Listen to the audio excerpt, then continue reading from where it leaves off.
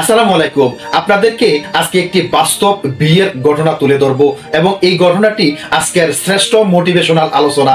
আশা করছি সকলে মনোযোগ দিয়ে শুনবেন। না দেখেই বিয়ে, অতঃপর বাসর ঘরে যা দেখলেন যুবক যুবতীর গুণের প্রশংসা শুনে তার প্রতি মুগ্ধ হয়ে না দেখেই বিয়ে করলেন এক যুবক। স্ত্রীকে বাসর ঘরে গিয়ে প্রথম দেখেন, এর আগে আর কখনো দেখা হয়নি। কিন্তু স্ত্রীর ঘুমটা খুলতেই তার মনোবেদনায় সে বিষণ্ণ হয়ে পড়েন, তার মন খারাপ হয়ে যায়। যুবক দেখেন তার কাঙ্ক্ষিত পরম স্ত্রী সে সুন্দরী নয়, সে একজন কালো কুৎসিত। আর তাই সে যুবক বাসর ঘর ত্যাগ করেন এবং মনের দুঃখে সেই স্ত্রীর কাছে আর ফিরে আসতে চাইলেন না। যুবকটির নাম আমের বিন আনাস। স্ত্রী নিজেই তার কাছে যান এবং বলেন, প্রিয় স্বামী গো, তুমি যা অপছন্দ করছো হয়তোবা তাতেই আল্লাহ তাআলা কল্যাণ নিহিত রেখেছে। এই বলে স্ত্রী আবার তাকে বাসর ঘরে নিয়ে যান। অবশেষে আমের স্ত্রীর সাথে বাসর ঘরে যান এবং তার সাথে রাত যাপন করেন। রাতের বেলা যে কোনো ভাবে হোক তার সাথে রাত যাপন করেন, এভাবে রাত্রিটা পার হয়ে যায়। কিন্তু দিনের বেলা আমের যখন তার স্ত্রীর দিকে তাকাতেন তখনই তার মন খারাপ হয়ে যেত। মনের দুঃখে সে বাড়ি ছেড়ে দেন,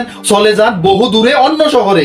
এদিকে বাসর রাতেই যে তার স্ত্রী গর্ভবতী হয়েছে এই খবর ওই যুবক অর্থাৎ আমের জানেন না। আমের বিদেশে একটানা 20টি বছর কাটান। 20 বছর শেষে সে তার দেশে ফিরে আসেন।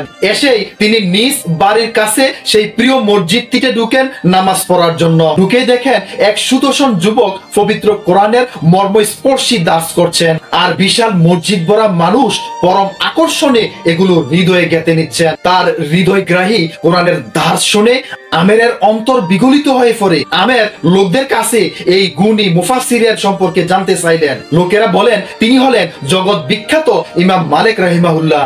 আমের আবার লোকদের কাছে জানতে চাইলেন ইনি কার ছেলে। লোকেরা বললেন এই এলাকার আমের বিন আনাস নামে এক ব্যক্তির ছেলে, যেই ব্যক্তি গত 20 বছর আগে তার মাকে ছেড়ে দিয়ে বিদেশে চলে গেছে, আর ফিরে আসেননি।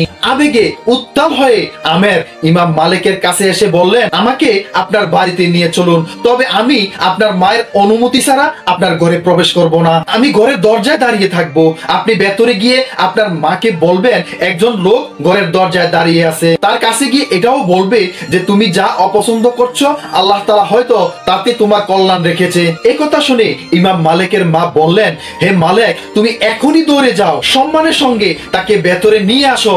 উনি তোমার বাবা, দীর্ঘদিন দূরদেশে থাকার পর উনি ফিরে এসেছেন। এই হলেন সেই গুণবতী মা, যিনি স্বামী না থাকা সত্ত্বেও ইমাম মালিক রহিমাহুল্লাহর মতো একজন সন্তান তিলে তিলে ঘরে তুলেছেন। তাই রূপবতী নারীদের দ্বারা নয়, গুণবতী দিনদার নারীদের দ্বারাই পৃথিবী তৈরি হয়, পৃথিবীতে আল্লাহর ওলিরা তৈরি হয়। সুবহানাল্লাহ, আল্লাহু আকবার। আজকের এই পৃথিবীতেও ইমাম মালিকরা এভাবে তৈরি হয়নি।